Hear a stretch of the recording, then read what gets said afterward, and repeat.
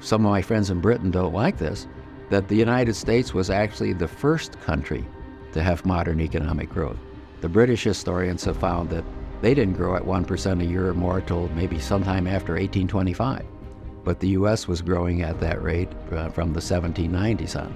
Britain was ahead, but the U.S., by starting earlier and growing faster, I think sometime toward the middle of the 19th century became more or less the equal of Britain, and by the late 19th century surpasses Britain in terms of industrial production and GDP per capita. And from that time on, it's been the biggest economy in the world.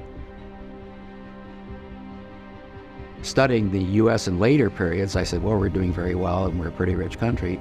And then I began to wonder how this all got started, and that led me to study history sort of in reverse, move from the later periods I'd studied back to the earlier periods.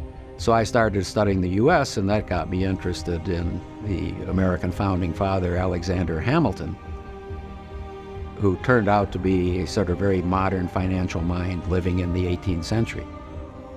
What I saw was that Hamilton learned from financial history. He knew a bit about Renaissance Italy.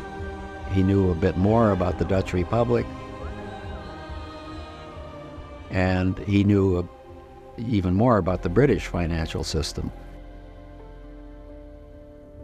And he was a soldier, of course, in the American Revolution, George Washington's right-hand man. Somewhere along the way, he decided that the war was going on much longer than it should have. The Americans should have been able to defeat the British easily on their home turf. But the war started in 1775. By 1780, Hamilton saw that the Americans were poorly financing themselves by printing paper money, so-called continental dollars, and leading to they issued too many of them, so it became not worth a continental. And Hamilton is witnessing all this, and he says, we can do better than this. And that's when he began to study financial history. And he told Robert Morris in 1781, it's by getting our finances in order that we'll win, not by winning an occasional battle. And so Hamilton, as a soldier in the army, decided that finance was not only the key to the power of a government, especially the power of a government to wage war, but he also, along the way, noticing that the Dutch were the richest people in the world and that the British were pretty well financed and doing very well, that finance was the key to economic growth. So those were the two things that fascinated me about Hamilton. He seemed to be the first person in history who put all this together, that the strength of a government depends on its finances, and the strength of an economy depends on its finances. And Hamilton referred to these as public and private credit. Both of them were important. Of course, he established 10 years later as Secretary of the Treasury in the United States, from 1789 to 1795, Hamilton engineered what we call a financial revolution. That is, in 1789, the United States had none of the aspects of a modern financial system. Its public finances were weak. The government was essentially bankrupt. It didn't have its own currency. It used foreign coins, and each state printed paper money. And it didn't have a central bank. It had 3 banks, and one in Boston, one in New York, and one in Philadelphia, but it wasn't a system. The banks weren't receiving each other's checks yet. They were just serving their local markets. And there were very few corporations, and there were some securities markets because the debt in default of the U.S. was being traded at pennies on the dollar. So that was the situation in 1789, and then you fast forward to 1795, and the U.S. has thriving public finances. Hamilton has restructured the national debt from the American Revolution into what today we call the Treasury bond market. There were 3 new securities he issued in a restructuring of the Revolutionary War debt. He established the U.S. dollar in his Mint Report of 1791. He established the first central bank, the Bank of the United States, which, by the way, he had referred to 10 years earlier. That was one of his solutions to the revolution's financial problems, that the U.S. needed to have its own bank, and he even then referred to it as the Bank of the United States in 1781.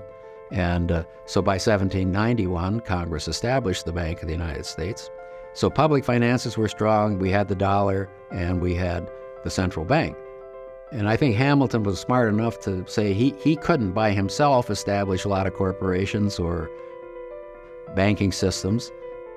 The federal government did not have control of banking in the United States. It was state governments that established banks. So apart from this one central bank, all the other banks in the United States were established by charters from state governments.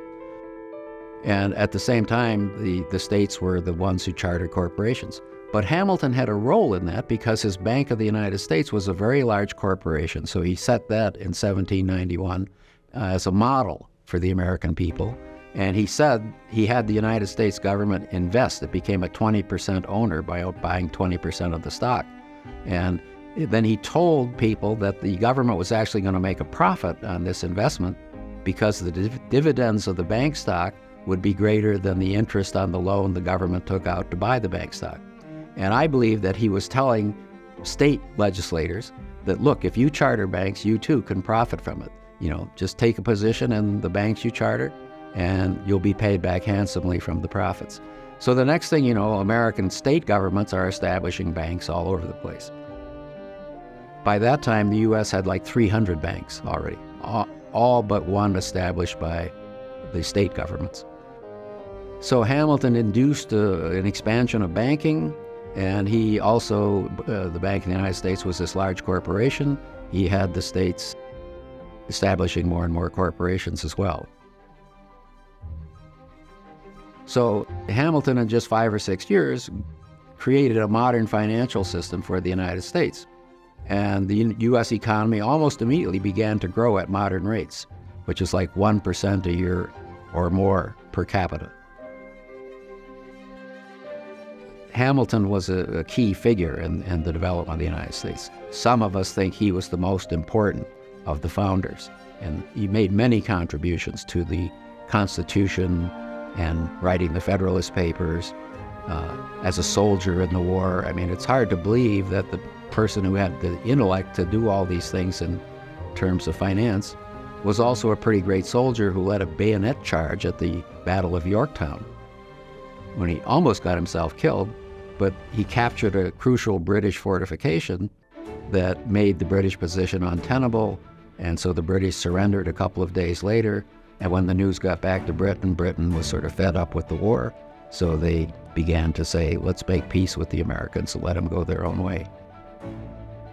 So Hamilton, the soldier, the constitutionalist, the financier, finance minister, it's hard to believe that a person could do all these different things so well, but he did.